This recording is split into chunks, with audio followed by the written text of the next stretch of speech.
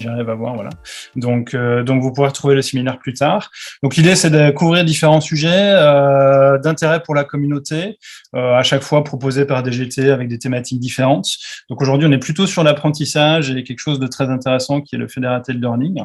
Et donc les voilà proposés par différents GT. Et tout de suite, je vais tout de suite donner la main donc à Elisa Fromont, qui est la nouvelle correspondante en plus apprentissage automatique du GDR. Donc comme je disais, c'est parfait. Qui va donc animer scientifiquement le séminaire et vous présenter notre orateur, que je remercie chaleureusement d'avoir accepté. Donc Elisa, je te laisse la main pendant que Aurélien peut partager son écran. Normalement, il a déjà partagé son écran, non? Tout le monde Ouais, voit. ouais. Enfin, tu vois, Sébastien? Attends, là, c'est le mien qui est, hop, là, j'ai juste mis oui, d'accord. le séminaire, donc on va repartager. Tu peux y aller. Ah oui, pardon. D'accord, ok. Ok. Donc aujourd'hui, on a le plaisir d'accueillir Aurélien Bellet, qui est chargé de recherche INRIA à Lille, dans l'équipe Magnet, qui est spécialisé en machine learning en général, mais en particulier qui s'intéresse aux algorithmes large échelle et qui va nous parler aujourd'hui d'apprentissage fédéré. En fait, Aurélien s'intéresse pas mal aux problématiques de protection des données, enfin de privacy et de fairness. Et donc, il est possible qu'il y ait un petit peu de ça aussi par touche dans sa présentation et son introduction à l'apprentissage fédéré. Voilà, Aurélien, je te laisse continuer. Ouais, merci Elisa. Bonjour à tous. I'm going to be talking in English because I got some requests of people who maybe are not so comfort in French. So thanks a lot for the invitation. Thanks a lot, Elisa, for the introduction. So my presentation will be about introducing maybe a rather new topic in the machine learning community and the AI community, which is called federated learning. Yes, so this will be a little bit of introduction and also trying to emphasize the kind of open questions and maybe some challenges that are still open in this field. Okay, so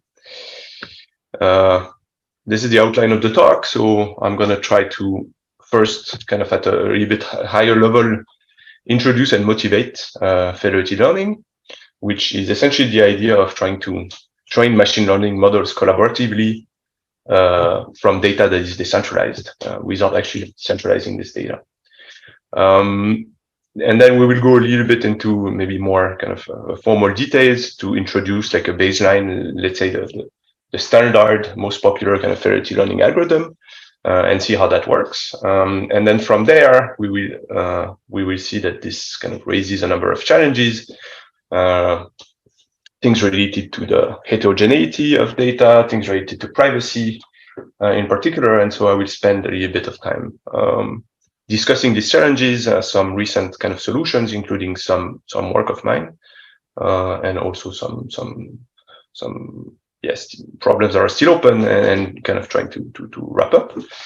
Like I think Sebastian just posted, feel free to ask questions in the chat during the seminar.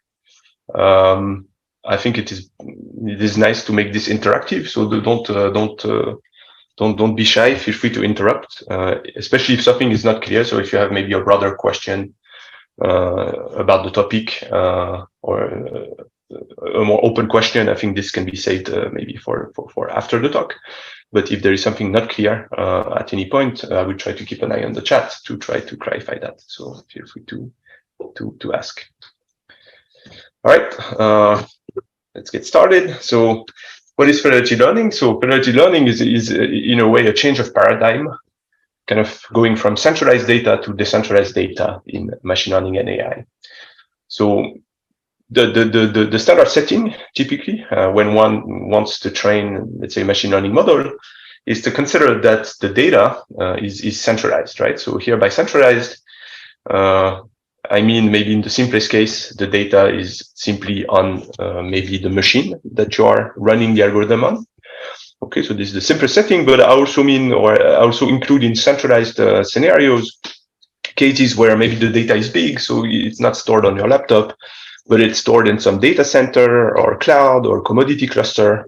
So potentially on a number of machines, but in a tightly coupled system. And so you can access this data efficiently without any kind of restrictions and so on. Okay, so the idea is the data is at a single place, easily accessible. So this is what I mean by centralized. And the problem, of course, is that in the real world, data doesn't, appear magically in the cloud. But data is actually collected in many use cases in a decentralized fashion, meaning by different entities, different parties, right? So you can think about patient data that is collected in different medical institutions, let's say client data from different kind of businesses. Of course, everything that is related to IoT and connected devices, sensors, smartphones, for example, smartphones collect a lot of data on their user. Locally, you can think also about, of course, autonomous cars and so on, right? So in all of these kind of scenarios, the data is not centralized, at least at the beginning. It is collected in different places. And so there is some kind of dichotomy, right, between the way we do machine learning, or what we assume when we do machine learning, usually, which is centralized access to data, and where data really is located, right? And so, of course, the usual way where these two views are reconciled is by just taking this decentralized data and send it to a central server, right? So this is what people have typically done, both kind of in industry and in more kind of academic settings. The problem is that centralizing the data is not always so great, and there are cases where you don't want to centralize the data, or maybe you cannot centralize the data. The first case maybe is when sending the data is very costly. So this can be because the data is huge and maybe generated continuously. So people are kind of working on self-driving cars. They expect that each car will generate terabytes of data a day. And so if you have billions of cars, this is a lot of data to transmit all the time to a server. Sounds a little bit suboptimal to centralize everything.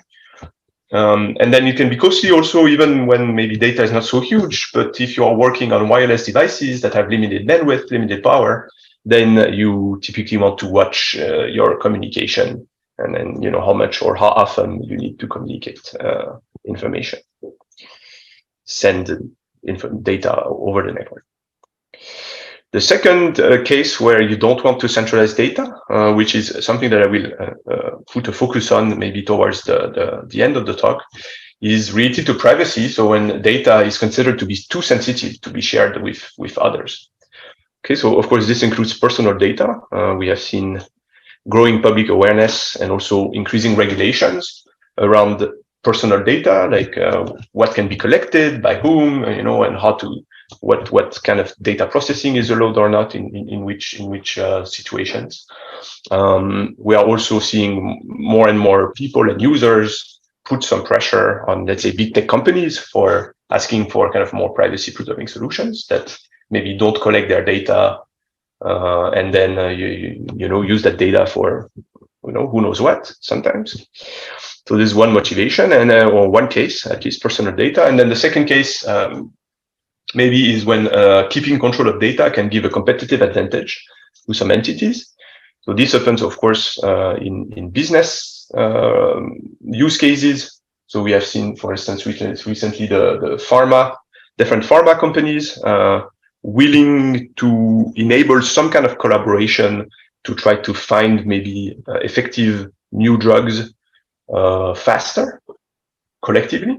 But of course, they are not ready to share their data or with their competitors because they don't want their competitors to know which molecules they are currently working on specifically and so on, right? And so because this gives them a competitive advantage to withhold this information from competitors. And then this happens also in research, maybe in particular in medical research, where researchers in medical institutions sometimes want to keep control of the data they collect, and they spend a lot of time kind of curating because it gives them competitive advantage for publication, right? Although on the other hand, they are also willing to collaborate with different institutions because this can give them the opportunity to have much bigger sample size, and so kind of more significant studies and so on. Okay, so there are many cases where centralizing the data is something that we don't want to do, or maybe we cannot do. Then there is another extreme strategy that you can think about, is to say, okay, let's not share data at all, and let everyone just learn on their own, right? So just learn based on your local data. For example, each smartphone user will try to learn I don't know, a recommendation system based on only its own ratings. Right, so this has, of course, other problems, like the local data typically may be too small. So from the machine learning perspective, you will likely get not so good predictive performance on unseen data, so kind of overfitting kind of stuff. And again, on cases where maybe models are trained not so much to predict on new data, but to try to draw a conclusion on a certain phenomenon, like in medical studies, then you might get non-statistically significant results, right? So you don't have enough data, so you cannot reliably draw a conclusion. Another problem that can happen is the local data may be biased, in the sense that it might not be representative of the target distribution or target population that you are aiming at. So again, in the kind of let's say medical studies, different hospitals will see different population of patients. They have also different care habits and so on. And so learning on the data of a single hospital might not, be representative and work well when you apply that to maybe data from other hospitals. All right, and so federated learning is really, one way to see federated learning is to try to get the best of these two worlds, right? So you want to be able to train collaboratively on the joint data, but you want to keep the data decentralized, not share the data. Okay, so one way to see it that I like can be to say that you want to go from sharing the data itself to sharing a certain usage of the data. Okay, everybody agrees this is the kind of analysis or machine learning model that we want to train on our joint data. And we agree to produce this result, but we don't want to reveal our own respective data sets, right? All right, so federated learning has been kind of a booming topic, so it is now kind of getting quite huge. It's fairly recent, so this term was coined first in 2016, so this is roughly also the time when I started working on that, 2015, 2016. So there were only maybe a handful of researchers at the time looking at kind of these problems. And now recently there has been thousands of papers a year on that. Not all of them are good, but this shows a very big interest. We have seen also some first kind of open source developments of libraries to deploy or to experiment with federated learning, things like PySIF, Flower, FedBiomed, which is developed at INRIA, and we are also in the team participating in this. And we are also seeing some first real-world deployments by companies. So kind of Google has kind of actually come up with this term, and they have been deploying some of these techniques, for example, for next word prediction on Android keyboard. So without kind of or stopping to collect all text messages from their users. And also in research, so in particular for medical applications where the fact that data is kind of stuck in some silos is a big blocker to medical research. And so there has been some first deployments on that. And my team is also working with hospitals towards kind of these kind of applications, actually. All right. And so maybe another salient aspect also of federated learning is that it is multidisciplinary. So these developments, this research happens in different fields, obviously machine learning, but also optimization, statistics, privacy and security, people also from networks and systems and so on. So there are different facets, of course, of this topic when you go from kind of theory to real world deployments and applications. And so this makes also maybe the topic a little bit hard to follow for everyone because there is a lot that's going on in different communities. So I'm going to try to give you in this talk some kind of structured a little bit overview of the topic. All right. I don't see any questions. Good. So this was kind of the motivation or explaining what it is. And now maybe some of you are already wondering about this. What's so new about this idea? How is it different from kind of distributed algorithms for machine learning, right? So what I call here distributed learning. So this exists for many years. This is the idea that maybe you have large data and you want to distribute the computation over different machines, and so you will kind of distribute the data to different workers so they can work in parallel and you can learn faster, right? So this is what I mean here by distributed learning or parallel algorithms for machine learning. And so there are key differences. So there are similarities, of course, also that you distribute data across different entities, different machines. But in distributed learning, typically you have access to the whole data set. The data is centrally stored, maybe in a data center. And so you have access to the entire data. And the goal is to train faster by distributing this data across different machines. And typically when you do that, you distribute data uniformly at random. So essentially you distribute data so that the piece of data that each machine gets looks similar, is distributed in a similar way, statistically speaking, so that they can do more work in parallel and they don't need to synchronize very often, okay? Because they can work more in parallel because data looks a bit similar. So this is what I mean here, at least by distributed learning. So these terms might be overloaded, but this is what I mean here by distributed learning. And so federated learning is different in many respects, which kind of justifies that it should be, or it is, a topic kind of on its own and distinct from distributed algorithm for machine learning. Although again, there are definitely some links and some ideas that pass from one to the other. So in federated learning, a key difference is that, like I have explained, data is naturally distributed, right? You don't take data that you hold centrally and distribute it to different machines, but data is collected in a decentralized fashion. And so you don't get to choose how the data is distributed. And this makes a big difference because in particular, instead of having data that is uniformly distributed across machines, you will typically have very heterogeneous distributions of data across nodes.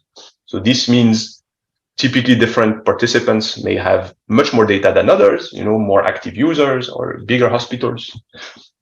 But also that the statistical distribution of the data will differ across different participants. Again, because, two users are different, two hospitals don't, have the same client population and care habits and so on, right? And so statistically speaking, the data will not be distributed in a uniformly and identical fashion across nodes.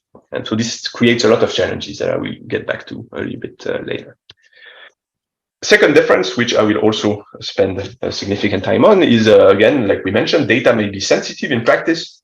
And so there is some need to enforce some robust privacy constraints. So we will see a little bit later that not centralizing data is a good first step, but is not sufficient to really guarantee strong privacy guarantees. And so we will need to deal with this.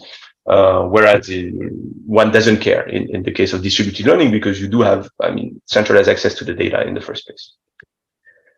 There are also a lot of other challenges that I will not talk about too much, but maybe just to give you an overview. So in federated learning, the participants can be just people with a smartphone, for instance, and so they can be unreliable or unavailable. They go into a tunnel or they switch to airplane mode when they go to bed or whatever, right? And so it's different from a data center where you can expect that these machines are reliable, available on the time, they are also powerful and so on. And then another thing is more related to security. Again, if you see federated learning as a kind of open system with people joining with smartphones, then you can expect that some participants may not behave the way you expect them to. Okay, so some of them might be malicious. They might just want to make the learning process fail for some reason, or because they are a competitor or whatever. Or they may want to influence the learning process to go in a certain directions, maybe the model to predict specific things on specific inputs to their advantage. Okay, again, this thing doesn't make sense in the data center because typically you can enforce some kind of trust that the machines are actually doing what you want.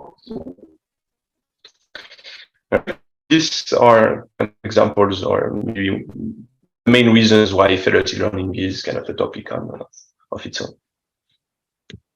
All right, the last thing that I want to emphasize maybe before I go into a little bit more now formal descriptions and algorithms is the communication setup. So there are many ways. So of course in federated learning you will need to communicate information. You will not communicate data, but you will communicate some things. And this can be done in different kind of network architecture. One of them, which is the classic one, is orchestrated by a server. So here you have a bunch of participants with data, and you have a server which doesn't hold data, doesn't collect any data, but kind of orchestrates the process using some kind of server-client communication. So the participants only communicate through the server. The advantage is that the server can help to have a global coordination of the process. It can also do kind of global aggregations of results computed at by different entities. But it also creates a single point of failure. So if the server dies for some reason or is compromised, then you have a big problem. And it may also become a bottleneck from the communication point of view. If you think again about a large-scale system with billions of devices, okay, then having a single server like this might not be very efficient and might become a bottleneck. So to address this, people have also considered fully decentralized scenarios where you remove the server and instead you rely on device-to-device communication in a sparse communication graph. So the graph in this case represents, the nodes represents participants, entities with data, and there is an edge between two nodes if these two participants can exchange messages together. Okay.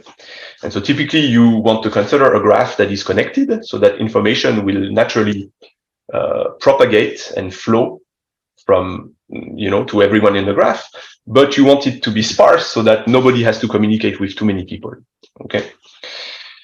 So this can make these communication topologies naturally scale to a very large number of devices. If you take graphs like expander graphs or something like this, right, that propagate information fast, but whose maximum degree remains small, like logarithmic maybe in the number of nodes. And the downside, of course, now is that you lose this global coordination or ability to do some global aggregation of results. And you can also only do kind of local messaging and local aggregation across the names in this part. Okay. So I will get back to these things a little bit later as well. All right, so there's maybe a question here. In the case where there is no server, is it reasonable to still talk about federated learning, which seems to imply a hierarchy between the nodes of the network? So this is a good question. So yes, people now typically talk about also federated learning for this case without a server. I agree that maybe the term federated, was introduced typically, yes, in the server version, which maybe implies some kind of global orchestration. So yeah, maybe the term is not that great, but people have been using federated learning also for this fully decentralized case. Maybe for lack of better. Maybe another quick question that I can take now. Are there any intermediate solutions between this kind of fully decentralized setup and kind of one server? Yes, so they are. It's a little bit less explored, but yes, there are cases where maybe there is device to device, but also there is sometimes, maybe not too often, but sometimes some global coordination or aggregation, which can help by a server, which is a costly step, but maybe can happen only a few times. There are also setups where people can consider multiple servers, right? So you can also kind of consider a little bit situations a little bit in between, where you have a local server handling part of the participants and so on. Okay, so those are good questions. There are a few work in this direction that I will not discuss.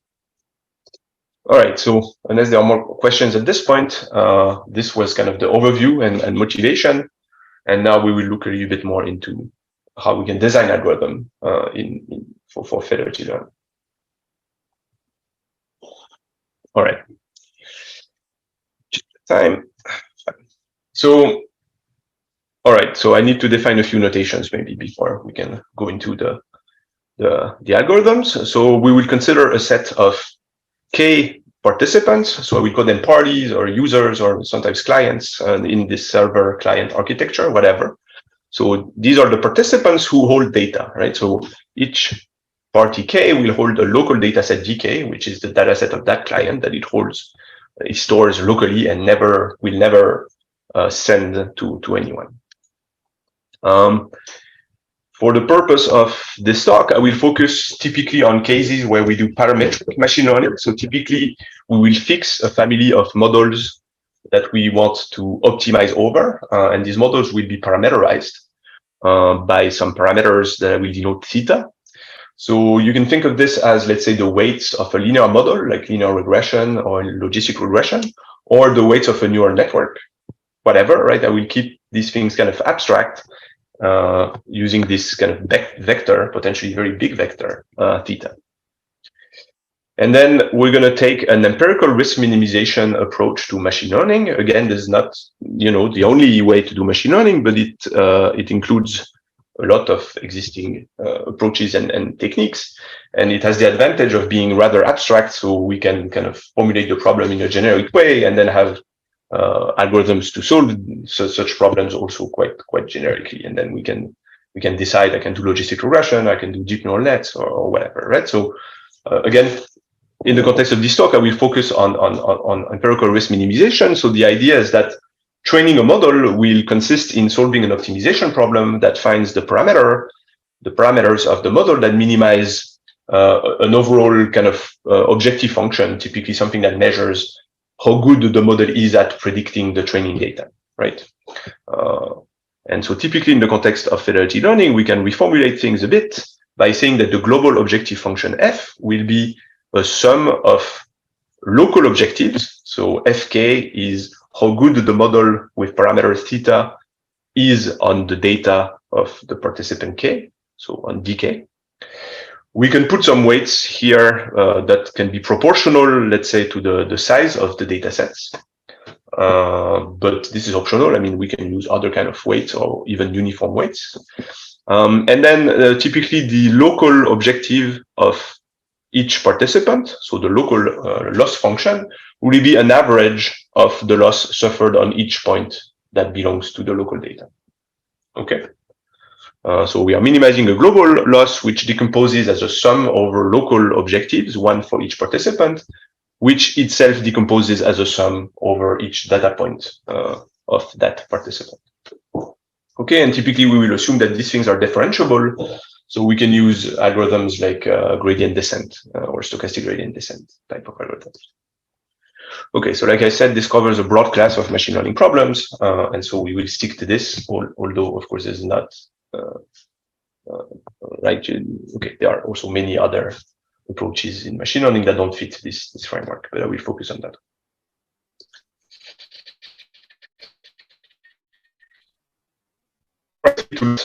Let's say a very baseline federated learning algorithm, which is called federated averaging. So this is the most popular algorithm, at least the probably the first kind of go-to algorithm that you would start with.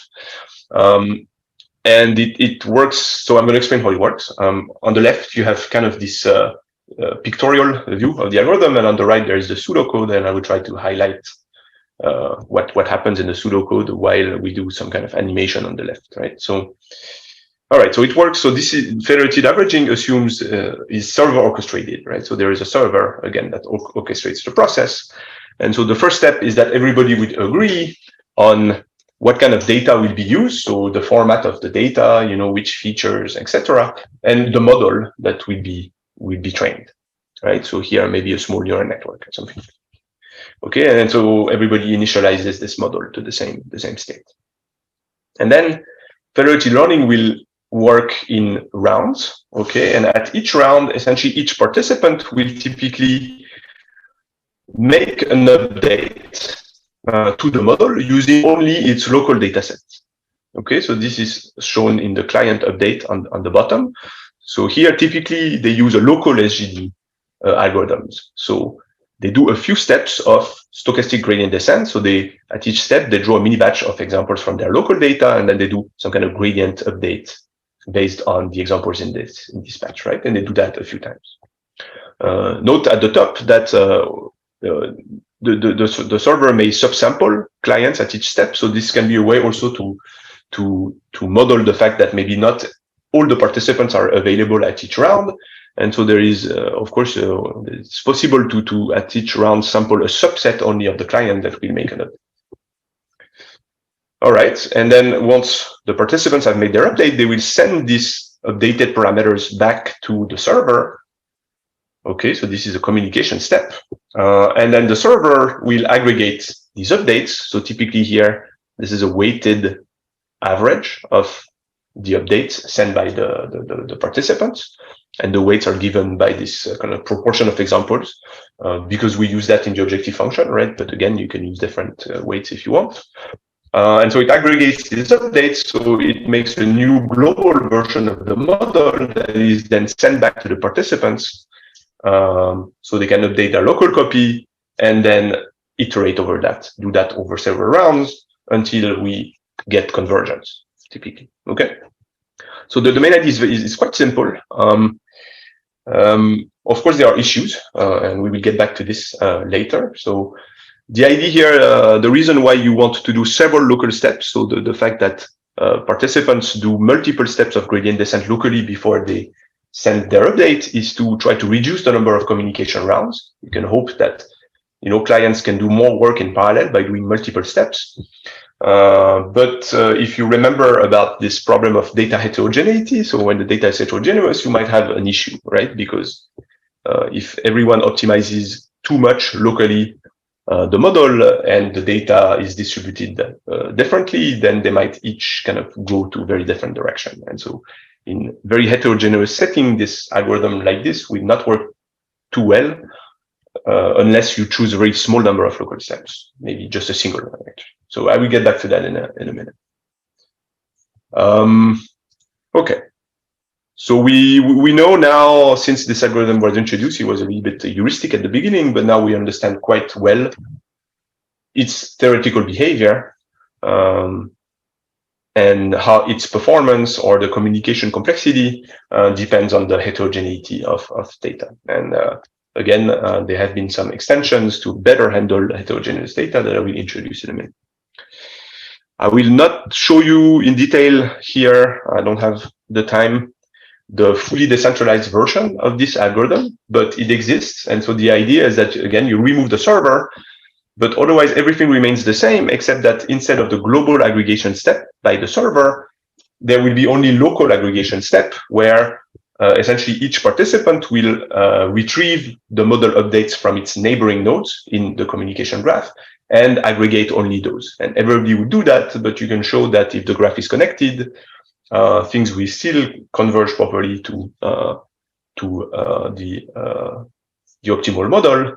And of course, you will pay some kind of time that depends on the connectivity of the graph more or less. But I will skip the details here. You can check these papers, for instance. Okay, so I can really remove the server if I want. Okay. Maybe a question here. Can we say that each participant keeps its own data? So yes, data is never shared. Only model updates are shared. Okay, so I will keep, so about maybe the cost of communicating model parameters. Indeed, sometimes this can be high if the model is large. I will get back to this very quickly towards the end of the talk. And maybe I can take this question or say more about this question after the talk, if you don't mind. So indeed, there are memory and communication requirements here for participants to be able to store, update, and send the model. All right, so this was kind of the baseline approach. And now I'm going to focus on kind of two challenges, maybe, or two big challenges that we face in federated learning. And these are also two challenges that I've been working quite a bit on in recent years. And the first one is this heterogeneity of data. Okay, so let's start with that. And maybe let's start with what happens with this federated averaging algorithm if data is very heterogeneous. Then what happens is that you get something that you can call client drift, which is the idea that if the participants do too many local steps before in between aggregation by the server, then basically they will all go towards different directions. Okay, so here this figure is showing, so X here is the current model state. Then there are two clients, clients 1, client 2. And in orange, this is shown what would be the optimal model if they optimize only their local loss, which is not what you want, right? Because typically they have not so much data, or they have data that is distributed in a very specific way. But so if they were to optimize for many steps their local objective, then they will converge to these models respectively. And you see that they are very far away. And you also see that if I take the average of these models in this case, I don't get at all something that is close to the true optimal model, which is this X star here in blue. Okay, and so this is the problem. If you do too many local updates, then essentially the clients, as they do multiple updates, they drift towards their local optima. And then at the aggregation step with the server, we get the average of these updates, which is kind of converging towards the average of the local optimizer, rather than converging to the true global optimizer. Okay, so this is an issue. And this is what explains that federated averaging doesn't work so well when you have very heterogeneous data. So there are ways to avoid this drift, but they are not satisfactory, because either you should use very few local updates, meaning that you will communicate a lot, and so communication will often be the bottleneck, and so this will slow things down a lot. Or you have to use very small learning rates. So either way, I mean, you end up having very slow convergence, right? So again, federated averaging, this vanilla algorithm, will work well if the data is homogeneous or not too heterogeneous, but it will start to give bad solution or be very slow when the data sets are heterogeneous, which is typically the case. So people have looked at this and tried to provide better approaches. And so one of them that I can present a little bit briefly to give the main ideas is called scaffold. And so the idea behind scaffold is to correct the local updates, right? So if you look at this client drift thing, the idea is that you could try to correct a little bit the local updates that the clients do so that they go more or less in the right direction, right? Of course, you don't know what the right direction is in advance, because you're precisely trying to find the optimal model, but you can kind of estimate this along the way to try to do these corrections approximately. Okay, and so this is the idea of scaffold essentially. Right, so here, this is the algorithm on the server side, and I've highlighted in orange only the steps that are different from federated averaging, the vanilla algorithm that I introduced before. And you can see that there are very few differences. So one difference is that there is a global learning rate at the server. So this is more of a technical difference, but it actually is useful to have also a server side learning rate, but this is maybe a bit more minor. And then the second most interesting difference is that you have a set of correction terms, these C terms, a global correction C, and then a correction term per participant, C1 through CK, that are initialized to 0. At the beginning, you don't know anything, so you don't do any correction. And basically what happens in the client update is that when they do their stochastic gradient descent update here to update theta k, instead of just doing the gradient update with respect to their own data, they will also correct this direction by subtracting what is their currently local correction and instead adding the global correction. Okay, and so intuitively, what happens here is that they are kind of correcting their direction to go towards the global optimizer. Okay, and so the idea of scaffold is that these C and CK, they are kind of updated along the way. So CK is typically updated by looking at how much the updated model at client K, what is the direction of the change compared to the previous state of the model. Okay, and it kind of updates this in a kind of online fashion and then sends that to the server. And the server just aggregates these correction steps that are specific to each participant, and this gives the global direction. okay, of updates. Okay, so the idea here intuitively is that these correction terms are trying to approximate an ideal unbiased update, right? By kind of aggregating these displacements with respect to the global model that occur at each client. Averaging them gives kind of more or less the global, an idea of the global direction, so that clients then locally, they can subtract their specific direction and instead add the global direction to their updates. Okay, so this is scaffold, and so scaffold works quite well. I will show a little bit of a figure afterwards. There are other variants around this idea that exist. So there is also the algorithm called FedProx. So FedProx, instead of using these correction terms, add some regularizer to the local problem that the client solve by adding some kind of regularization to the local objective, so that the updated model stays not too far from the previous global model. Okay, which can also have this effect of trying to make everyone go more or less in the right direction, or at least control this drift. Okay, so this is another popular approach that I'm not going to present in detail. And then you can see here in some kind of simulations how this thing work. So here from left to right, you get more and more heterogeneity of data. So this is kind of synthetic case. So this data is generated in a specific way so that we can control heterogeneity, just for illustration purposes. And you can see at the top that federated averaging becomes slower and slower as heterogeneity increases. Okay, it even becomes smaller than federated SGD, which in terms of number of round, and federated SGD is just doing one local update, right? And so when the data is super heterogeneous, it is actually, you're better off just doing one local update, which is not that good because you will communicate a lot. And then below is scaffold, and you see the scaffold gets kind of insensitive more or less to this heterogeneity level and keeps kind of being efficient as you do, especially more local updates, like k equal 10 here. So the notation is a bit different. So k is the number of rounds. In this case, k is the number of local updates, sorry. And so if you do more local updates, things continue to work well, even in the heterogeneous setting. And so there is theory that I don't have much time to explain, but again, we understand quite well by now.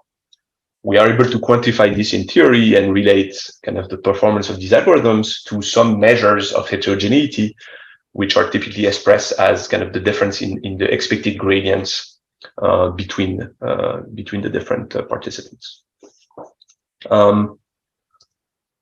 Again, I don't have much time to talk about the fully decentralized case, but here just to do a little bit of advertisement for the work of one of my postdocs, Baptiste.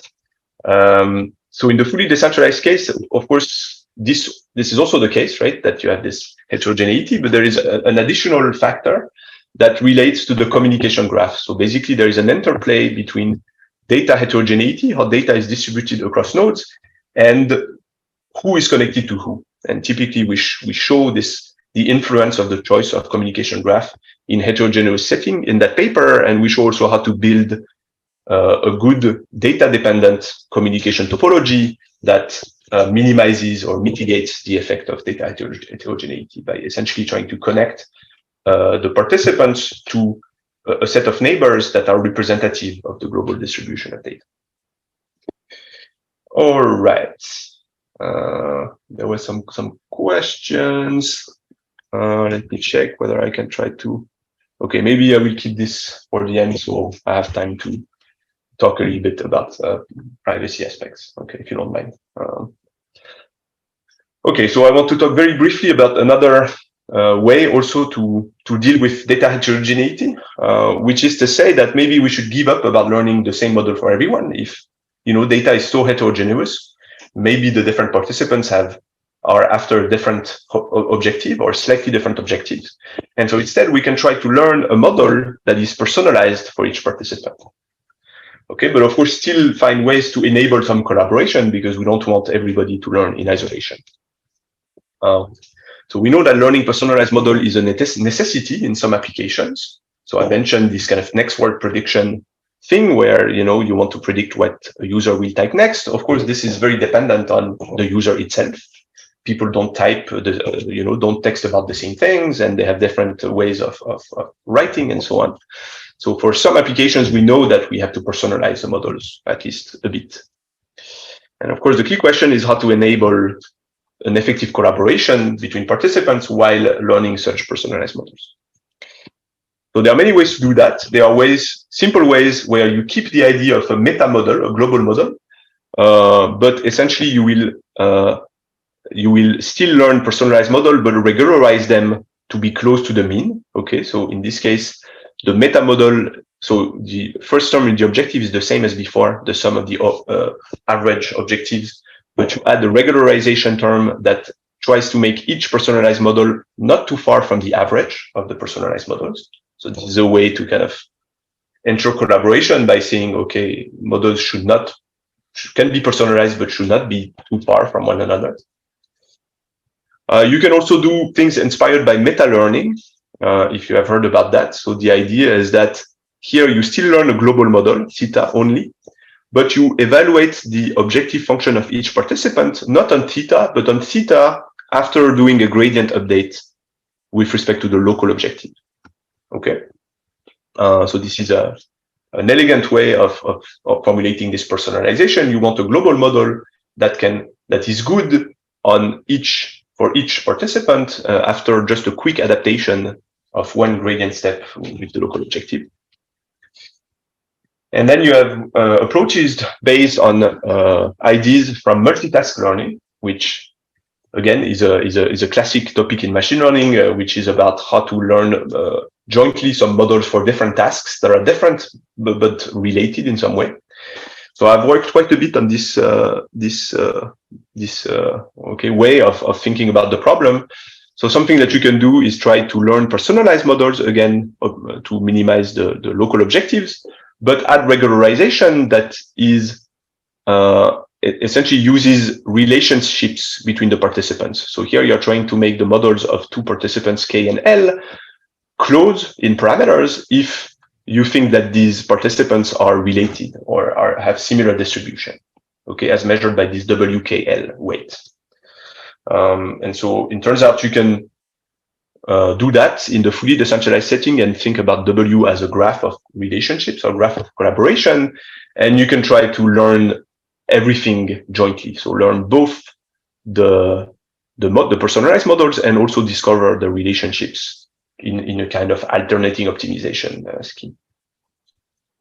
So this is one way. And then the last way that I want to talk about, which is also some of our work, also in collaboration with some colleagues at INRIA Sofia, which are kind of relying on making some assumptions, maybe on statistical assumptions on how the distribution of data relate.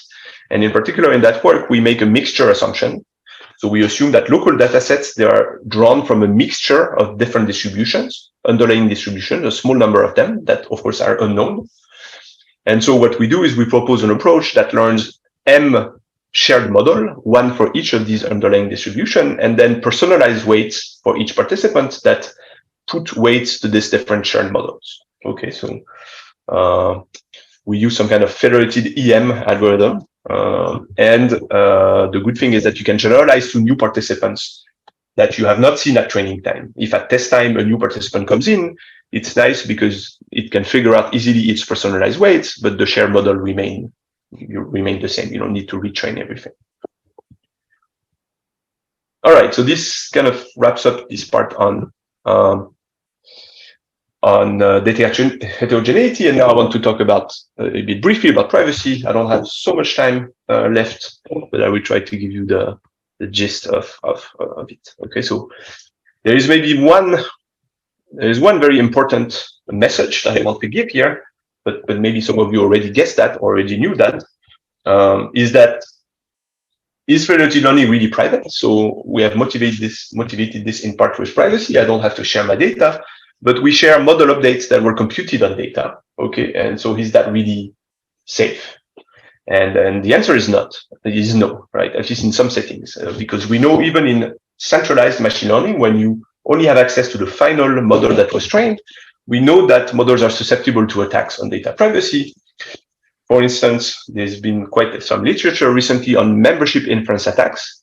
So this is the case where an attacker wants to infer whether a known data point, a known individual, was present in the training set or not, which can be a privacy issue if you think about, I don't know, a cancer study, then knowing that someone was in the study means they have cancer. So this is a privacy breach.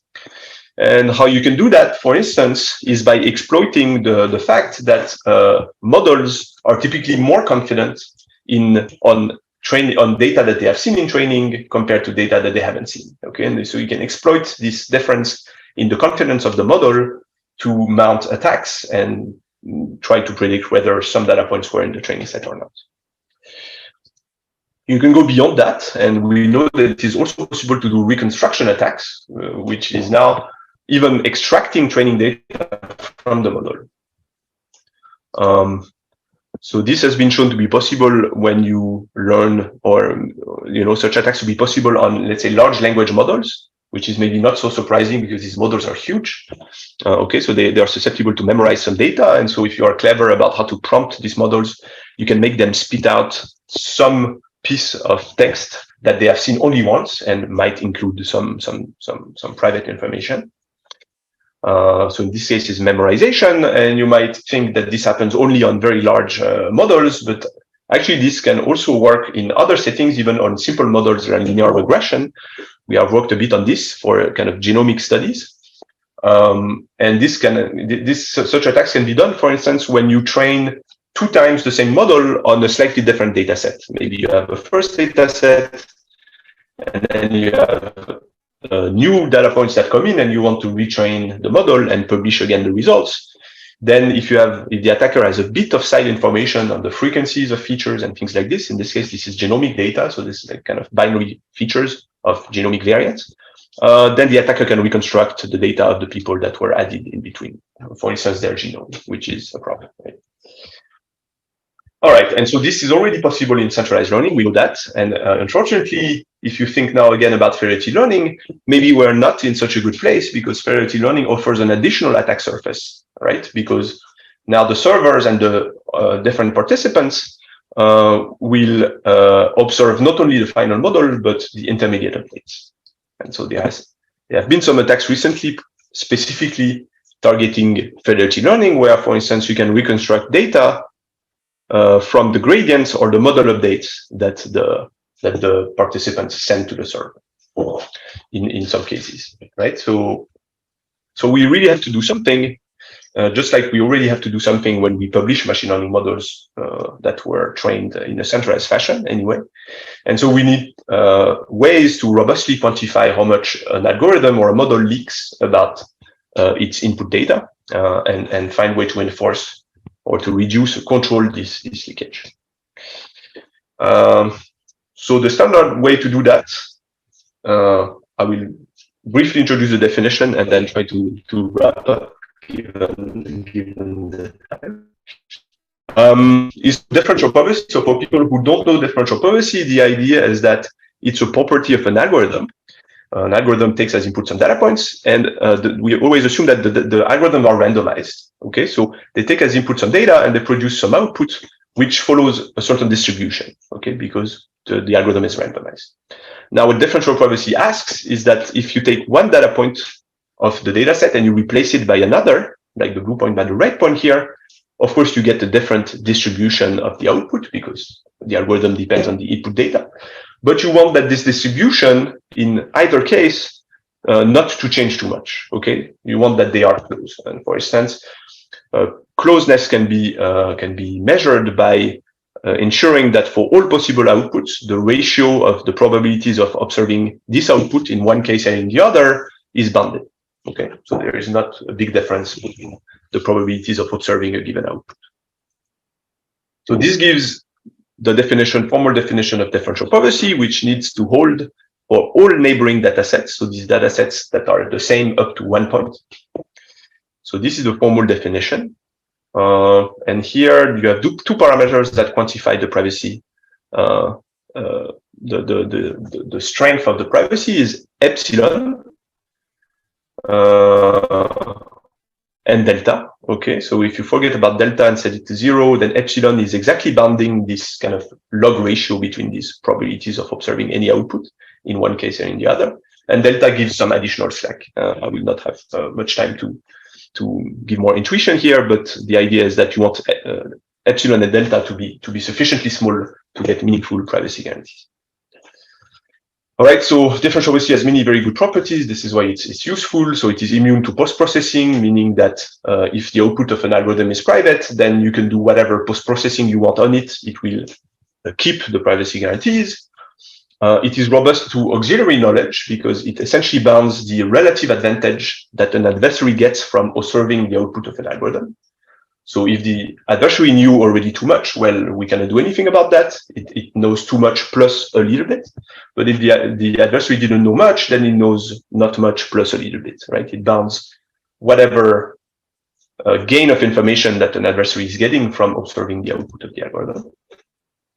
And it is robust under composition, meaning that if you have multiple analyses on the same data that satisfies differential privacy, then all the information released together will also satisfy differential privacy, but you will have a degradation in the parameters, in the privacy guarantees, right? So this is because this is unavoidable, right? The more you reveal about data, the less privacy you get. But the point here is that with differential privacy, you can quantify this, which is very useful to design complex algorithms.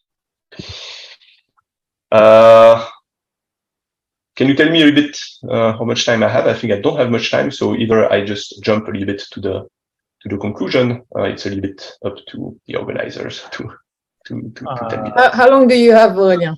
So when do you need to leave? I need to leave by 12:15. Okay. 15. It depends if you want to take some questions or not, I would say. Yeah, questions would be nice. So maybe I can continue for 5 minutes. This should leave enough time for discussions. I can give a bit of overview of this part. Okay. All right.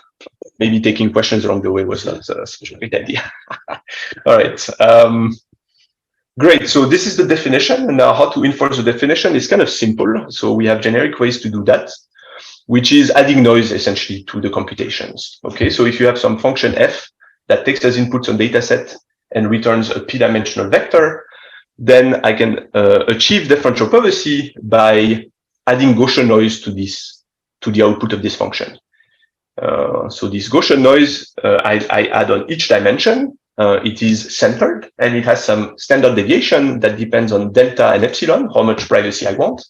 And also this big delta, which is sensitivity, which measures the sensitivity of a function to a change on one data point, essentially, right? So this is how much the function value can change in norm 2 if I replace one data point by another. Okay, and so it's quite intuitive that I need to calibrate the noise to this sensitivity and then to the privacy parameters. Okay, and so I can show that revealing f of d plus this noise satisfies differential privacy with the parameters that I want. Okay, so this provides a nice way to enforce differential privacy. And of course, you see here that differential privacy induces a privacy utility trade-off. There is a cost to privacy, and the cost typically is in having some variance in the result. Okay, but variance that we can control and we know exactly what it is. All right, so when we want to apply this to federated learning, we don't want to assume that there is a trusted curator that collects all the data, runs an algorithm on it with differential privacy, and then reveals the result, right? Because we don't want to trust, for example, the server or the other participants. So what we can do is that instead, each participant can add noise locally using this idea of Gaussian noise, locally to randomize its contribution. So essentially, you can add the noise to the model updates before you send them to the server. Okay, so that you protect everything that you are sharing with others. So everything that goes out of your device essentially is protected by differential privacy. The problem if you do that is that there is a very big cost to it, because adding the noise locally by each participant on their individual contributions requires much more noise than making private only the final, right? The final aggregated quantity. And so this is a very strong model. So this is called the local model of differential privacy, where everybody adds noise independently, but this is very costly. in terms of utility. So typically you will get a model that is much, that has much poorer performance than what you would get if you trusted a central entity to first train the model and then add the noise at the end. And so this has motivated the study of intermediate models that allow better utility, but still don't rely on a trusted party, like having a trusted curator or trusted server. Okay, and so I will show how to do that very briefly. And the key idea is that you can focus on a simple primitive for machine learning, for federated learning, which is called aggregation, right? If you think about the model, the algorithm that I presented before, federated averaging, for instance, the only interaction that occurs between participants is to aggregate local updates. So the only thing that I need to do is to make this aggregation step differentially private, right? If I do that, then this makes one round of federated learning private, and then I do multiple rounds, but I can use this composition property of differential privacy to get a privacy guarantee for the whole algorithm. Okay, so this is nice because now I've reduced the problem of making federated learning differentially private, at least in the case with a server, to the problem of designing a differentially private aggregation technique, which is given a private value of each participant. Let's make it just a scalar between 0 and 1 for simplicity. I want to accurately estimate the average under a differentially private constraint. Okay, so now if the server was trusted, you could add Gaussian noise to the average itself. That would be nice because you add not so much noise. Now, if you don't trust the server and you do the local version, then each participant adds much more Gaussian noise to its value before sharing it. And so we want to avoid that. And one way to avoid this is by assuming a little bit additional primitives, typically relying on crypto. So one way you can improve this, still by not trusting the server, is to assume that you have secure communication channels. So basically that two parties can exchange messages in a way that only these two participants will know the content, okay, which we know how to do, obviously, securing communications using public key infrastructure and things like that, right? So this is a standard thing that we can do. And so if you admit that this is possible, then you can do much more powerful things that add much less noise. And so it works like this, just to give you the intuition. Is very simple. Each participant will generate some independent Gaussian noise. So this is exactly as in the local version. So this is the noise that is known only to that participant. But then each participant will also select a random set of other participants in the system. And with them, it will exchange some noise that is again Gaussian, but is pairwise canceling, meaning that one will add this noise and one will subtract this noise. Okay, and then each participant sends to the server the sum of its value, the pairwise canceling terms that this has exchanged with others, and the independent noise. Okay, the idea being that then the server can average everything, and then the pairwise noise cancels because it sums to 0 by pair, and we are left with the true average plus the average of the independent noise. And so the intuition here is that the pairwise canceling noise, you don't pay for it in the utility at the end, but it helps to protect individual values. And so we show this formally. So what we can show is something like this, that if it is sufficient for each participant to talk to a logarithmic number of other parties and to set the independent noise to be the same as if you trusted the server, and you get the same privacy guarantees. Okay, so basically we manage to recover the same privacy utility trade-off as in the trusted server case, with a cost which is only having to send a logarithmic number of messages per party. Okay. So this is a little bit the lesson. I'll skip the empirical illustration and then I will go to the conclusion. So I will skip this. So we have also recent results that show that you can also get a much better privacy utility trade-off in fully decentralized setting by leveraging the fact that there is no server anymore that observes all the messages, but instead all the participants only have a limited view of only the neighboring nodes in the system. And so we can introduce a relaxation of local differential privacy by restricting the views of the participants and show that some decentralized algorithms can essentially match the privacy utility trade-off of the case where you trust the server again. So that's quite nice, but I'll just skip and go to wrap up. So this is a bunch of other interesting things or topics in federated learning. I will not go through them, but maybe I will leave this on. This can fuel the discussion. So things around going beyond empirical risk minimization or compression of updates, fairness issues, robustness, kind of things related to more security. Okay, and of course, putting these things to practice and questions around how to evaluate algorithms in realistic settings. And this is just some advertisement that I've been lucky to participate in a very big collaborative effort on a survey paper that was published in Foundations and Trends of Machine Learning.